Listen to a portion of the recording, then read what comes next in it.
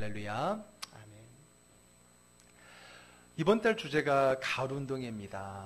우리 가을운동회에 또 떠오르는 여러 종목 가운데 하나가 바로 2인 삼각 경기입니다. 둘이서 짝을 지어서 서로 붙어 있는 발을 이렇게 하나로 묶어서, 그래서 두 사람이지만 다리가 4개가 아니라 3개, 그래서 2인 사각이 아니라 2인 삼각으로 반원점을 돌아오는 그 경기를 우리 2인 삼각 달리기 경기라고 합니다. 자, 이 경기의 가장 중요한 포인트는 뭐냐면 두 사람의 호흡이지요. 호흡, 팀워크가 중요합니다. 한 사람만 빠르다고 해서 절대 갈 수 없습니다. 서로 보조를 맞추어서 함께 들어와야만이 이길 수 있는 그러한 경기죠. 그렇기 때문에 호흡, 박자를 잘 맞춰야 달려야 되는데 그 박자 맞추기가 어렵습니다. 왜냐하면 두 사람이 서로 내딛는 발이 다르거든요. 왼쪽 사람이 왼발을 내디딜 때는 오른쪽 사람은 오른발을 내디뎌야 되고요. 그리고 같이 묶여있는 그 발, 한 사람은 왼발이고 한 사람은 오른발이죠. 그 발을 또 같이 내디뎌야 되는 거죠. 처음에는 나름대로 열심히 준비하고 하나 둘 잘 나가는데 이제 마음이 급해지고 경쟁이 되면요, 그 하나 둘이 헷갈리기 시작합니다. 보통 한국 사람들은 하나 둘 할 때 하나는 왼발을 딛는 습관들이 있잖아요. 그러니까 한참 가다 보면은 이 하나의 오른발을 내딛어야 하는 사람조차도 왼발을 내딛는 습관이 돼버려서 헷갈려 버리게 되고요. 그러다 보면은 더 가지 못하거나 넘어지거나 재미있는 광경들이 많이 생겨나게 됩니다. 자, 어쨌든 이 경기의 가장 중요한 것은 그 두 사람의 호흡, 팀워크가 중요한 거죠. 그래서 두 사람이 짝을 이루는 것을 영어로 콤비네이션이라고 합니다. 콤비네이션 하니까 학생들이 피자를 많이 생각하는데 콤비네이션, 짝이라는 건데 그걸 줄여서 우리 콤비라고 이야기하고요. 이 짝이 잘 맞는 짝을 가리켜서 명콤비, 환상의 콤비다, 그렇게 우리가 보통 이야기를 하죠. 여러분, 성경에도요 콤비가 많이 나옵니다. 두 사람이 짝을 이루어서 그 이름도 항상 누구 이름이 나오면 꼭 그 사람이 나오듯이 그 이름이 같이 나오는 콤비들이 있어요. 누가 있나요? 성경에서 짝을 이루는 이 콤비들 누가 있을 수 있을까요? 잘 몰라요? 보통 여러분 다윗 그러면 누가 따라와요? 요나단이 따라오고요. 그리고 여호수아 그러면 갈렙이 따라 나오고요. 그리고 아론과 하면 또 훌이 나오죠. 모세가 기도할 때 양옆에서 기도를 거들었던 아론과 훌도 그렇죠. 또 신약으로 오게 되면 바울과 바나바. 바울과 베드로는 지난번에 경쟁 상대라고 그랬었어요. 함께 호흡을 맞추는 사람 중에 보면은 바울과 바나바, 혹은 바울과 디모데. 또 부부이긴 하지만 항상 같이 나오는 사람이 있어요. 브리스길라와 아굴라. 그렇죠. 이렇게 이름이 쓰일 때 항상 두 사람의 이름이 같이 묶여서 많이 나오는 사람들은 주로 콤비입니다. 두 사람이 잘 호흡이 맞추어져서 이렇게 주의 일을 잘 해내는 사람들이 성경에는 많이 등장을 합니다. 그런데 오늘 주인공들은요, 아마 제가 좀 언급하지 않았던 좀 우리에겐 좀 생소한 그 새로운 콤비를 저는 여러분들에게 소개하려고 하는데, 그 사람은 다름이 아니라 바로 구약의 드보라와 바락이라는 사람입니다. 사실 겉으로 보게 되면 이 두 사람은 전혀 어울릴 것 같지 않은 사람들입니다. 왜냐하면 한 사람은 여자고요, 한 사람은 또 남자고요, 또 그의 역할, 한 사람은 선지자였고 한 사람은 용사, 군인이었고요. 성품적으로나 어떤 부분으로나 도무지 어울릴 것 같지 않은 그 두 사람이 오늘 우리가 본받아야 될 좋은 믿음의 동역 콤비라고 하는 것입니다. 자, 이 사람들은 어느 시대 사람이냐면은 사사시대 사람입니다. 사사시대라고 하는 것은 이스라엘 민족이 가나안 땅에 정착하고 나서, 그리고 사울왕, 최초의 왕인 사울왕이 생기기 전까지, 왕정 제도가 있기 전까지 12지파가 함께 공동으로 협조하며 살아가던 시대를 가리켜 사사시대라고 얘기합니다. 이 사사라고 하는 것은요, 왕이 아니거든요. 그 민족이 타민족에 의해서 침략을 당하고 어려움을 당할 때 그 위기로부터 나라를 구해내기 위해서 하나님이 세우신 사람들입니다. 그 사람들을 사사라고 이야기하고요. 그들은 판관이라고도 이야기해서 재판의 기능까지 감당을 했었던 그런 사람입니다. 그런데 이 사사기에 많은 사사들의 이름이 등장을 하는데 그 중에서 이 드보라는요, 유일한 여성 사사입니다. 전무후무한 여성 사사가 드보라라고 하는 겁니다. 자, 그런데 이 드보라가 왕이 아니라 사사로서 이스라엘 민족을 다스리게 되는 그러한 때에 그와 함께 협력했던 이 바락이라고 하는 사람과의 그 콤비네이션, 그것을 오늘 우리에게 보여주고 있는 거예요. 자, 사사는 아까도 말씀드렸지만 타민족의 그 침략으로부터 그 나라를 구해내는 그러한 역할이 가장 중요한 역할이었는데, 자, 오늘 말씀의 시작은 이렇게 시작이 됩니다. 1절 한번 읽어볼게요. 에훗이 죽으니 이스라엘 자손이 또 여호와의 목전에 악을 행하매. 누가 죽었다고요? 에훗입니다. 에훗은 그동안 사사입니다. 에훗의 별명이 있어요. 왼손잡이입니다. 왼손잡이 에훗이라고 흔히 이야기를 하는데, 에훗도 온니엘이라는 최초의 사사에 이은 두 번째 사사였었습니다. 그는 모압 지역, 요단강 동편에 있는 모압 왕으로부터 이 나라가 침략을 당하고 어려웠을 때에 거기로부터 나라를 지켜냈던 사람이고요. 그리고 난 후 그가 다스리는 동안에 자그마치 80년 동안의 그 땅에 평화가 있었습니다. 그런데 이제 오늘 성경은 바로 그 에훗이 죽고 나자 이제 그 땅의 평화가 사라졌다는 이야기를 하고 싶은 거예요. 그들이 에훗이 죽자마자 이스라엘 민족이 또 어떤 일을 저지르게 되나요? 여호와의 목전에 무엇을 행했다고요? 악을 행하게 됩니다. 여러분, 이스라엘 민족이 악을 행했다고 했을 때 그 악은 다름 아닌 우상 숭배입니다. 늘 반복되는 거지만 우상을 숭배하면서 하나님께서 그렇게도 가나안 땅에 있는 신들을 섬기지 말라고 이야기했는데도 그 신들을 섬기는 우상의 죄를 범하게 되는 거죠. 그러면 하나님께서는 어떻습니까? 타락한 그들에 대해서 징계하시는 하나님이시거든요. 그때 하나님은 특히 사사시대 때는 그들을 어떻게 징계하셨냐면 주변에 있는 이방 민족들을 침략하게 하셔서 그들을 도구로, 그들을 무기로 삼아서 이스라엘을 채찍질하시고 징계하시게 되는 겁니다. 자, 2절 볼게요. 자, 읽습니다. 여호와께서 하솔에서 통치하는 가나안 왕 야빈의 손에 그들을 팔았으니 그의 군대 장관은 하로셋 학고임에 거주하는 시스라요. 예. 자, 하솔에서 통치하는 가나안 왕 야손의 손에 그들을 팔았다. 야빈의 손에 그들을 팔았다. 참 표현이 재밌죠. 이스라엘 민족을 팔아버렸어요. 하도 말 안 들어서 하나님 내어줬다는 거예요. 그래서 결국은 뭐예요? 그 하솔에 있는 야빈 왕에게 침략을 당하고 억압을 당하게 되었다는 거예요. 그리고 그 땅의 군대 장관은 시스라라는 사람입니다. 자, 그러면 그들이 침략했던 가나안 왕, 하솔을 통치하는 가나안 왕 야빈이라고 했고 그의 군대 장관을 시스라라고 했는데, 그러면 그들이 거하는 하솔은 어느 곳인가? 한번 지도를 보도록 할게요. 자, 지도를 보십시오. 자, 보통 이스라엘 땅 그러면 성경적으로 북쪽으로는 단으로부터 남쪽으로는 브엘세바까지입니다. 지금 지도에 보게 되면은 맨 위쪽에 단이 보이죠. 예, 단에서부터 브엘세바. 브엘세바는 지금 밑에 안 보여요. 저 밑에 유다강의 밑에 있는데, 보통 북에는 단, 밑에는 브엘세바까지, 왼쪽으로는 즉 서쪽으로는 지중해, 그리고 동쪽으로는 보통 요단강이 이스라엘의 이제 하나의 그 범위인 겁니다. 그런데 그 북쪽의 단 쪽에, 단과 갈릴리 호수 사이에 빨갛게 동그라미 쳐 있는 그곳이 어디라고요? 하솔이라고 하는 겁니다. 그 하솔이 어느 지파의 땅에 속해 있어요? 납달리 땅에 속해져 있는 것을 볼 수 있겠죠. 자, 사사시대 이전에 가나안 땅에 여호수아를 통해 정복했을 때 그 땅을 다 정복하지 못했어요. 처음에 어느 정도 얼추 정복을 하고 난 다음에 사도행전 13장에 가게 되면은 이제 죄송합니다. 여호수아서 13장에 가게 되면 땅을 분배를 하게 됩니다. 제비를 뽑고 여러 가지 방법으로 땅을 분배를 하게 되는 거예요. 아직 다 정복하지 않았는데 분배를 하고 나서는 그 후로는 어떻게 하는 거예요? 분배받은 땅 안에 있는 아직 정복하지 못한, 아직 내몰지 못한 가나안 족속들은 책임지고 그 지파가 이제 내모는 그런 책임을 부여하게 되었던 겁니다.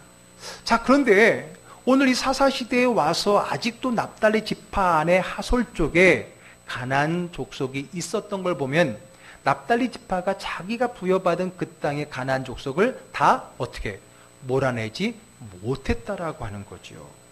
몰아내지 못한 그 이유들은 참 많이 있습니다.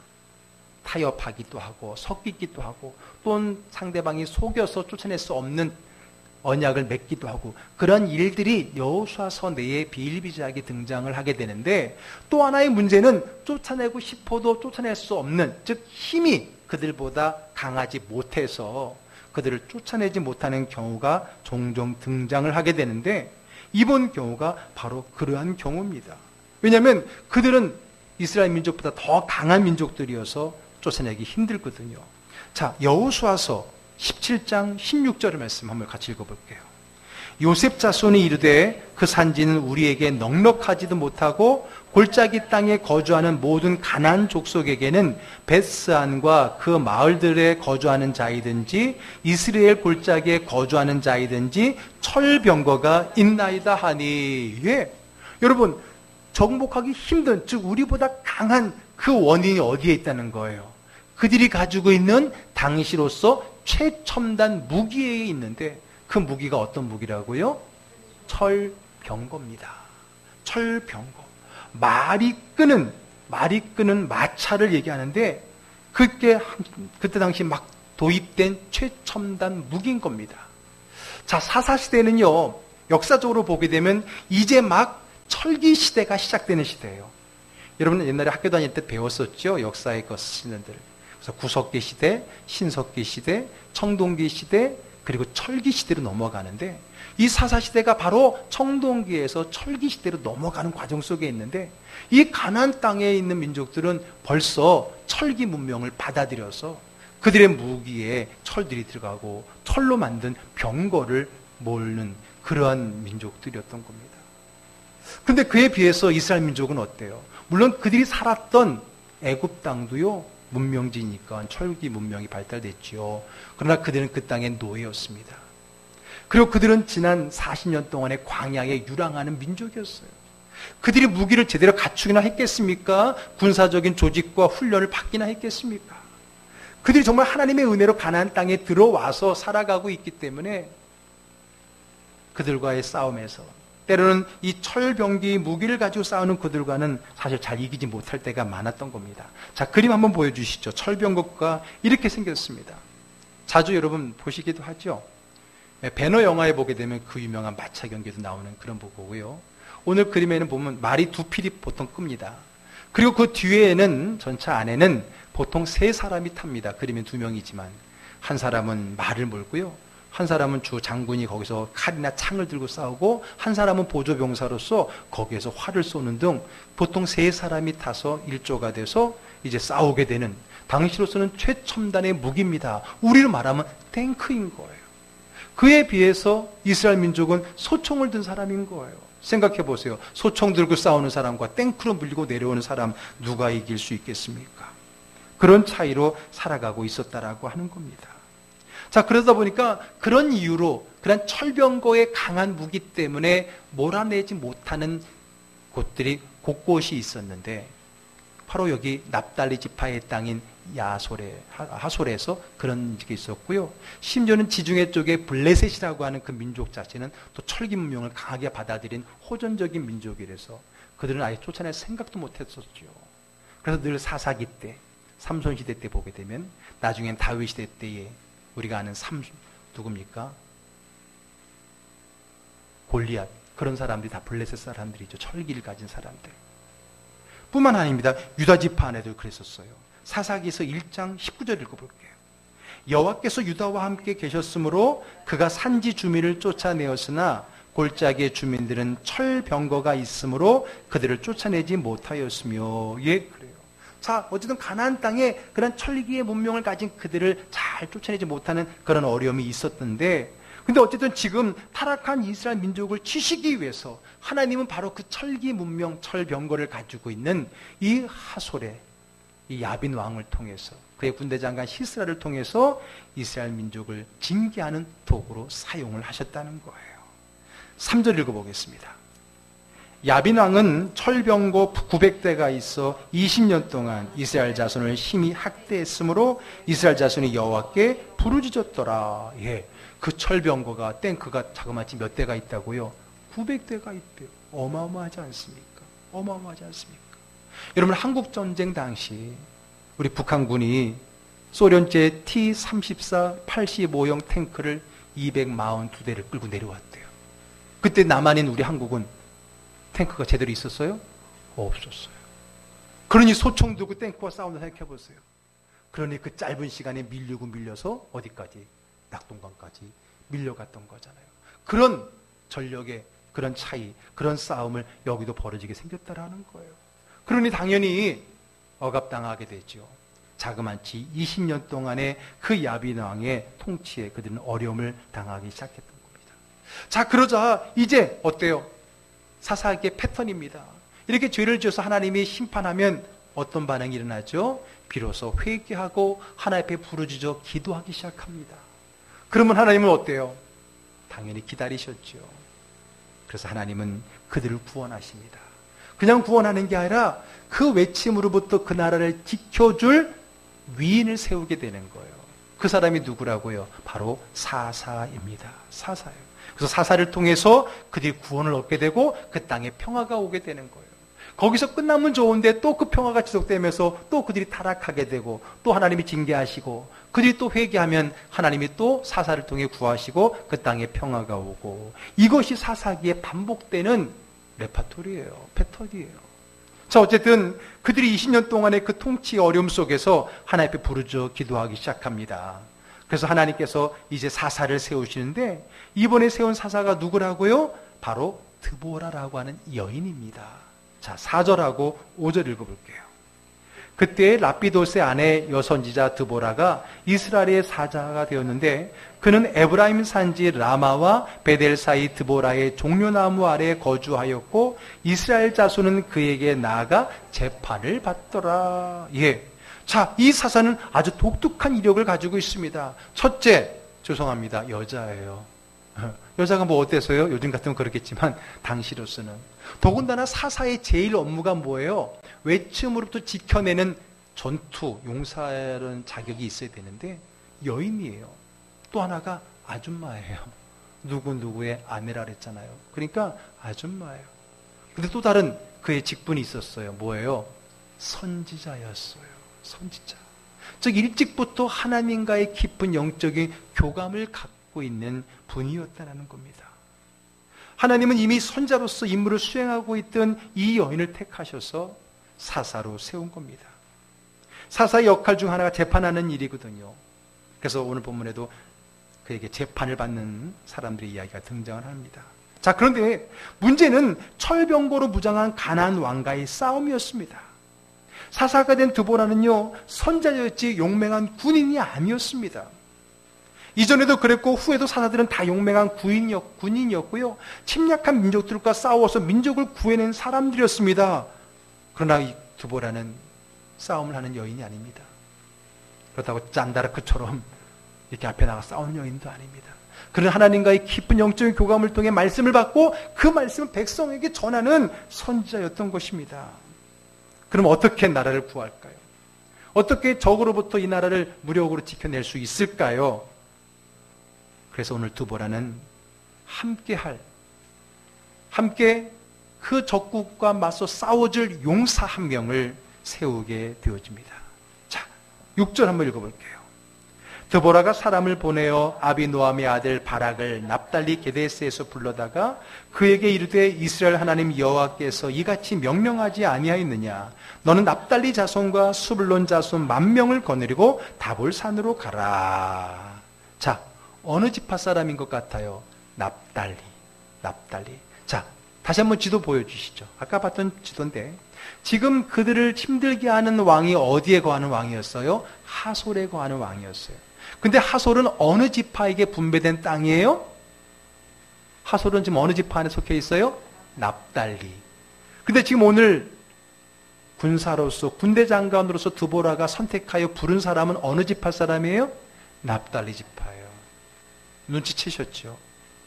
너희가 어떻게 본다면 이 납달리 지파가 책임져야 될 것을 책임지지 못함으로 말미암아 이 땅에 어려움이 오게 돼서 그것을 책임지기 위해서 뽑은 사람이 그 땅, 바로 그 지파의 사람이었던 겁니다.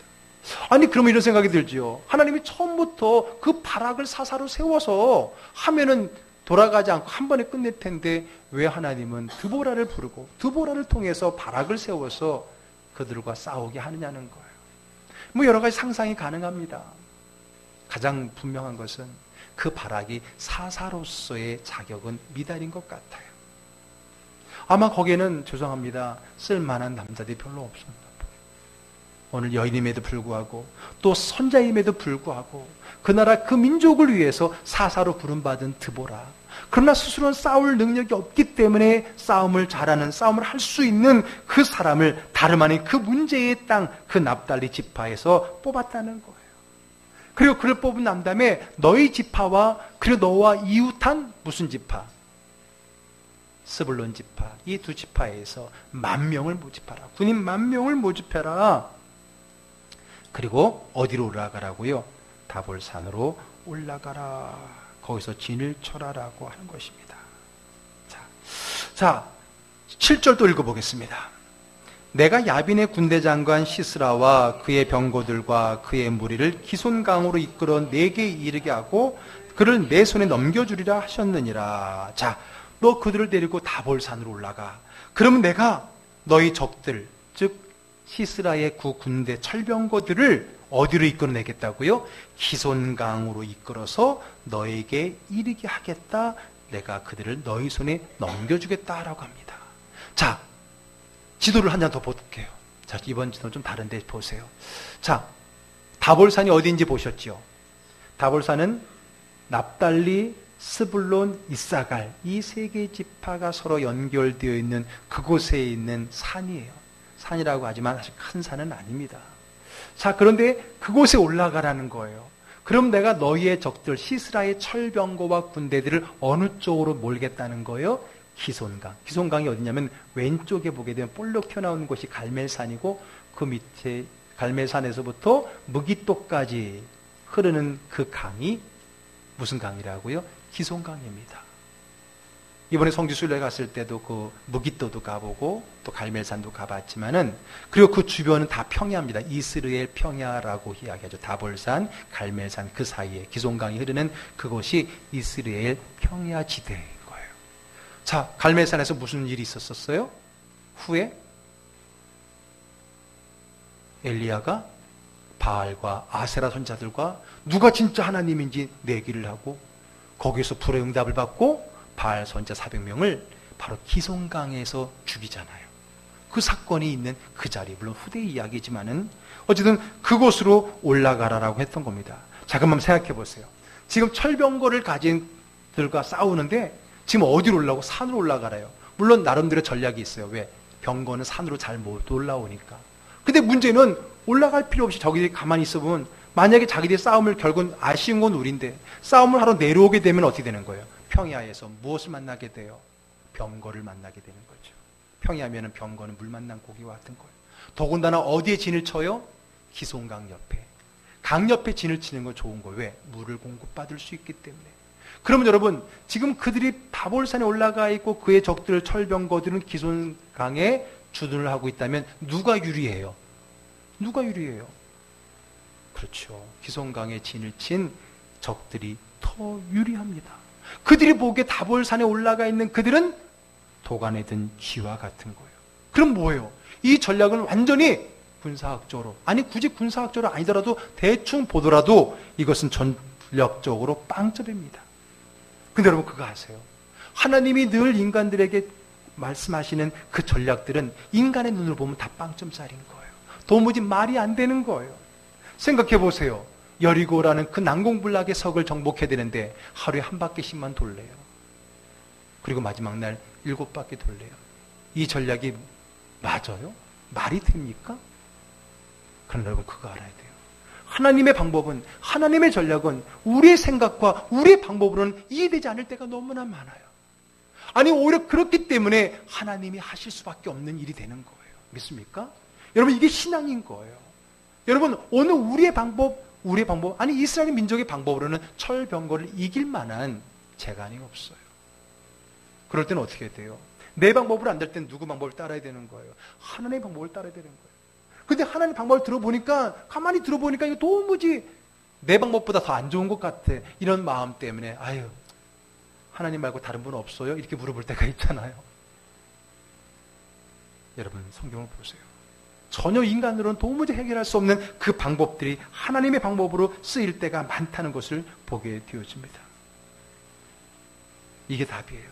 하나님은 인간의 방법이 아닌 하나님의 방법을 일하신다는 겁니다. 그래야 전술을 의지하지 않고 사람을 의지하지 않고 하나님만 의지할 수 있기 때문에 그래요. 시편 20편 7절 말씀 읽어보겠습니다. 어떤 사람은 병거, 어떤 사람은 말을 의지하나 우리는 여호와 우리 하나님의 이름을 자랑하리로다. 아멘. 그래요. 세상 것을 의지하면 이 세상을 이길 수 없어요. 사실 우리의 힘으로는 이 세상을 이길 수 없어요. 그러나 하나님이 함께 하실 때, 하나님을 의지할 때 능히 이 땅의 철병거들을 능히 이겨내는 줄로 믿으시길 바랍니다. 자, 보세요. 근데 자, 이 말을 듣고 야, 너희들은 다볼산으로 올라가라. 그러면 그들을 내가 기송강가에 몰아놓을게. 아무리 들어도 이거는요, 전략적으로 불리한 거예요. 싸움을 잘하는 바락이 들었을 때도 도무지 이해가 안 되는 전략이에요. 그럼에도 불구하고 순종하며 가는데, 그런데 그냥 가기는 뭐예요? 그래서 뭐라 그랬냐면 8절 읽어볼게요. 바락이 그에게 이르되 만일 당신이 나와 함께 가면 내가 가려니와 만일 당신이 나와 함께 가지 아니하면 나도 가지 아니하겠노라 하니. 투정을 벌입니다. 이거 말도 안 되는 전투를 하래. 그럼 내가 단 하나 당신이 가면 내가 가겠다. 그래서 하나님의 사람이 가면 뭔가 솟아날 구멍이 있겠지. 그런 마음이었겠죠. 자, 여러분, 왜 하나님이 바락을 사사로 세우지 않았는지 이해가 되시겠어요? 어쨌든 그는 이야기합니다. 안 될 것 같아요. 그런데 어쨌든 같이 가면 내가 가겠습니다라고 이야기합니다. 하나님은 그래서 이번에는 그들을 가지고 이런 정말 바락 하나로서는 도무지 사사로서 역할을 감당할 수 없다는 걸 주님이 아셨기 때문에 사실은 여인을 사사로 먼저 부르신 것입니다. 그래서 하나님은 이번에는 하나가 아니라 둘이 콤비를 이용해서 그들을 사용하기로 한 것이죠. 싸움은 잘하지만 믿음이 없는 바락을 위해서 믿음과 지혜가 있는 드보라를 붙여주신 것이고요. 반대로 말하면 믿음과 지혜는 있지만 싸움을 할 줄 모르는 드보라를 위해서 하나님은 용맹하고 싸움을 잘하는 바락을 붙여주실 겁니다. 그리고 그들은 콤비가 된 거예요. 여러분, 콤비는 누가 되는 줄 알아요? 다른 사람이 되는 거예요. 서로에게 없는 것을 가진 사람과 콤비네이션 하는 거예요. 똑같은 사람은요, 사실 콤비를 이루기가 쉽지가 않습니다. 왜? 똑같거든요. 그 똑같은 것은 어울리기보다는 사실 부딪힐 때가 많아요. 그렇죠? 한 사람이 예민하면 한 사람은 좀 묻어놔야지. 둘 다 예민하면요, 얼마나 서로 피곤하겠어요. 둘 다 묻어나면은 얼마나 집안이 난장판이 되겠어요. 그렇죠? 그러니까 항상 보면은 둘은, 콤비는 절대 똑같지 않고 달라서 서로 보완이 되는 거예요. 부부들도 잘 보세요. 정말 많이 다릅니다. 그래서 저희 아내도 그러잖아요. 우리 부부를 가리켜서 로또라고. 왜? 하나도 안 맞는다고. 그래서 로또래요. 하나도 안 맞아요. 진짜 제가 봐서 하나도 안 맞아요. 저는 더위는 안 타는데 추위를 타는데요. 아내는 추위는 안 타는데도 더위는 타요. 그러니까 맨날 이 온도 전쟁, 창문 열고 닫는 전쟁, 에어컨 켜고 끄는 전쟁. 그게 겉으로부터 참 많은 게 달라요. 그런데 성경은요, 다르기 때문에 어떻게 해요? 콤비를 이룰 수 있다라고 말하는 거예요. 다르기 때문에 내게 없는 부분이 상대방을 통해서 내게 주어진다라고 성경은 말하고 있는 거예요. 드디어 바락의 군대가 다볼산에 있다는 소식을 누가 들어요? 적군이 알죠. 시스라가 듭니다. 그러면서 이렇게 생각했겠죠. 이게 웬 떡이야? 그리고 군대를 모아서 갑니다. 자, 13절 읽겠습니다. 시스라가 모든 병거 곧 철병거 900대와 자기와 함께 있는 모든 백성을 하루셋 학고임에서부터 기송강으로 모은지라. 자, 너희들 다 죽었어. 이번에 끝났어. 그랬죠? 어쩌면 바락은 그 다볼산에서 떨었는지 몰라요. 내려가기만 하면 우린 죽는다. 그런데 그때 드디어 사사 드보라가 바락의 전투 명령을 내립니다. 14절 읽습니다. 드보라가 바락에게 이르되 일어나라. 이는 여호와께서 시스라를 내 손에 넘겨주신 날이라. 여호와께서 너의 앞서 나가지 아니하시느냐 하는지라. 이에 바락이 10,000명을 거느리고 다볼산에서 내려가니. 여러분, 이 장면이 너무 생생하고 감동적입니다. 드보라가요, 드디어 이제 시간이 되었기 때문에, 하나님의 시간이 되었기 때문에 명령을 한 겁니다. 자, 돌격 앞으로. 돌격 앞으로 하고 다볼산을 뛰어 내려가자는 거예요. 그럼 여러분, 다볼산을 내려가면 거기 뭐라고요? 평야란 말이야. 그리고 평야에 용이한 무긴 전차들, 철병거들이 매진해 있어. 그것도 뒤로는 기송강이라는 큰 물을 뒤로 하고 있는데 어떻게 우리가 산에서 뛰어내려가서 그와 이길 수 있겠냐는 거예요. 그런데 오늘 드보라는 하나님 말씀을 앞세워 이야기하잖아요. 뭐라고요? 여호와께서 너희 앞서 나가지 아니하시느냐? 하나님이 너희들을 앞서 가신다는 거예요. 오늘이 바로 하나님께서 적을 너희 손에 넘겨준 날이 될 것이다. 그런 멋있는 말, 감동적인 말을 하고 돌격 앞으로 외친 거예요. 그리고 그 말에 순종하여서 바락은요, 군사를 끌고 죽으면 죽으랴 뛰어내려간 거죠. 그랬더니 어떤 일이 벌어집니까? 15절 읽겠습니다. 여호와께서 바락 앞에서 시스라와 그의 모든 병거와 그의 온 군대를 칼날로 혼란에 빠지게 하심에 시스라가 병거에서 내려 걸어서 도망한지라. 아멘. 누가 이겼어요? 누가 이겼어요? 바락이 이겼죠. 바락이 이겼어요. 바락이란 뜻은요, 벼락이란 뜻이에요. 비슷하죠? 바락은 번개, 벼락이란 뜻이에요. 번개같이, 전광석화같이 그 드보라의 명이 떨어지자마자 내려가서 그 철병거에 그들을 치는데 바락이 이겼다는 거예요. 아무리 성경이 그래도 그렇지요, 어떻게 소총으로 탱크를 이겨요? 여기에 여러분 놀라운 비밀이 있어요. 자, 15절을 다 같이 읽어볼까요? 여호와께서 바락 앞에서 시스라와 그의 모든 병거와 그의 온 군대를 칼날로 혼란에 빠지게 하심에 시스라가 병거에서 내려 걸어서 도망한지라. 그들에게 어떻게 해요? 혼란이 일어나서. 누구에게? 시스라의 군대에 혼란이 빠지게 됐어요. 아니, 그럼 어떻게 하나님께서는 적군을 혼란에 빠지게 하셨을까요? 이것을 좀 더 자세하게 상황을 우리가 알 수 있는 게 그 다음 장 5장, 사사기 5장은 바로 이 사건에 대한 마음을, 감사의 마음을 담아서 하나님께 이 사건을 가지고 하나님 앞에 노래를 지어 부른 게 5장이에요. 그래서 사사기 5장은 드보라와 바락의 노래입니다. 자, 그 노래를 잠깐 보게 되면요, 5장 21절 한번 읽어볼게요. 읽습니다. 기송강은 그 무리를 표류시켰으니 이 기송강은 옛 강이라 내 영혼아 내가 힘있는 자를 밟았도다. 자, 기송강은 그 무리가 누구예요? 시스라의 적군의 무리들을 어떻게 했다고요? 표류시켰더니. 자, 그들을 혼란시켰던 게 뭐라고요? 기송강이라는 거예요. 잘 들어보세요. 여기 정말 하나님의 반전이 있는 겁니다. 그들이 기송강에 주둔을 할 때는요, 이야, 강을 뒤로 하니까 최고로 좋은 주둔지인 겁니다. 그리고 거기는 평야지대입니다. 철병거가 다니기 좋은 곳입니다. 내려오기만 하면 밥입니다. 그런데 그들이 예측하지 못했던, 아니 바락도 예측하지 못했던 일이 벌어집니다. 무슨 일이 벌어질까? 하나님이 그때 많은 비를 내리십니다. 그 비가 내림으로 말미암아 기송강의 물이 넘쳐나기 시작합니다. 그리고 그 기송강 주변에 있는 땅들이, 그 이스라엘 평야가 아주 굉장히 농토가 좋은 평야예요. 그곳이 비가 오면 어떻게 되겠어요? 어떻게 되겠어요? 진흙탕이 되겠죠. 진흙탕이 되면 철병거가 잘 달릴 수 있나요, 없나요? 없지요. 철병거라는 가장 강력한 무기지만은 약점이 있다는 거예요. 뭐예요? 진흙탕은 못 달린다는 거예요. 여러분, 비 오는 날 시골길 같은 혹은 산길 같은 데 운전하고 하다 바퀴 빠져갖고 낭패를 경험해 본 적이 있어요? 그런 일들이 일어나는 거예요. 진흙 속에 나가지가 않아요. 바퀴가 빠져서 나올 수가 없어요. 오히려 그게 무기가 아니라 짐이 돼버리는 거예요. 하나님께서 오늘 그래서 혼란에 빠지겠다는 게 바로 그거고요. 그리고 5장에서 기송강은 그 무리를 표류시켜버렸다고 하는 게 바로 그겁니다. 그들에게 있어 최고의 조건이었던 기송강과 그 평야가 그 하나님이 하나의 방법으로 최고의 악조건이 되게 하셨습니다. 아니, 바락의 입장에서 보게 되면 최고의 나에게는 안 좋은 상황이 나에게는 최고의 좋은 상황으로 바꿔주십니다. 누가요? 하나님이 하십니다. 아멘. 이게 바로 반전의 하나님인 거예요. 하나님의 놀라운, 누구도 생각할 수 없는 전략 속에 들어있는 하나님의 전략이라고 하는 겁니다. 강물이 불어나고 진흙이 된 기송강가에서 시스라의 철병거는 속수무책이었던 겁니다.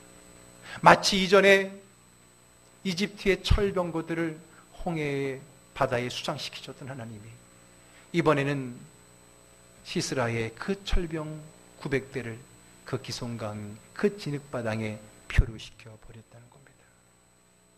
그리고 두보라 바락은 그 하나님의 능력 가운데 명콤비로 적을 무찌르고 민족의 평화를 가져올 수 있게 되었던 겁니다. 그러고 보니 서로 맞지 않는, 서로 전혀 다른 그 두 사람을 명콤비가 되게 하시는 그분은 누구입니까? 바로 하나님이라는 거예요. 여러분, 사실은 사람끼리는요, 함께 일하기가 쉽지가 않은 거예요. 쉽지가 않은 거예요. 아무리 마음이 맞는 것 같아도 처음 만날 때는 죽고 못 살 것 같았지 모르는 거예요. 처음에 동업할 때는 끝까지 갈 줄 알았지 사람은 모르는 거예요. 그러나 그 두 관계를 끝까지 유지시킬 수 있는 분은, 진정한 그들을 콤비되게 하신 진정한 명콤비는 누구예요? 하나님입니다. 아멘. 하나님과 콤비되어서 함께 짝을 이루어 나아갈 때 하나님께서 그를 통해서 반전의 역사, 기적의 역사, 오늘 문제 해결 역사를 일으켜 주실 줄로 분명히 믿습니다. 하나님 오늘 그 일을 위해서 부족한 것이 많은 그들 가운데 부족한 두 사람을 택하여 서로 콤비가 되고 서로 보충하게 되고 서로 도우면서 하나의 일을 이루어 주셨다는 겁니다. 그렇습니다. 사실 우리는 서로 어울릴 수 없어요.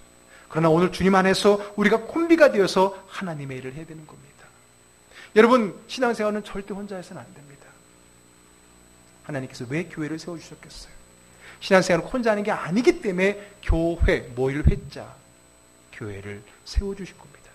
그 모임을 통해서 나와 다르지만 함께 연합하여서 함께 콤비를 이루어서 이뤄나갈 때 기적의 역사, 반전의 역사가 경험되게 되는 것입니다. 아멘. 나 혼자는 감당할 수 없지만은 함께함으로 이겨낼 수가 있는 거예요. 시편 133편 1절 읽어보겠습니다. 다시 있습니다. 보라, 형제가 연합하여 동거함이 어찌 그리 선하고 아름다운고. 하나님은 함께 콤비네이션, 함께 연합하여서 콤비를 이루어서 주의를 하는 것을 기뻐하세요. 절대 교회를 혼자 하는 거 아니에요. 주님의 이름 혼자 하는 게 아니라 함께 나가는 거예요. 자, 우리 마지막 전도서 4장 12절 우리 함께 있는데 이제 다 끝났으니까 잠을 좀 깨면서 함께 다 같이 크게 읽겠습니다. 한 사람이면 패하겠거니와 두 사람이면 맞설 수 있나니 세 겹줄은 쉽게 끊어지지 아니하느니라. 아멘. 이게 개정판 전에는 삼겹줄이라 해갖고 꼭 삼겹살처럼 많이 들렸었는데, 한 사람이면 패하겠지만은 두 사람이면, 세 사람이면 어때요? 끊어지지 않는 거예요. 이길 수 있는 거예요.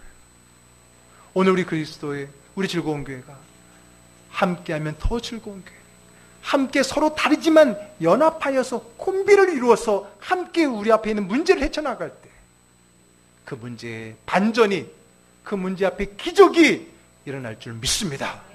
그러한 기적을 함께 누리는 저와 여러분 되기를 주의 이름으로 축복합니다.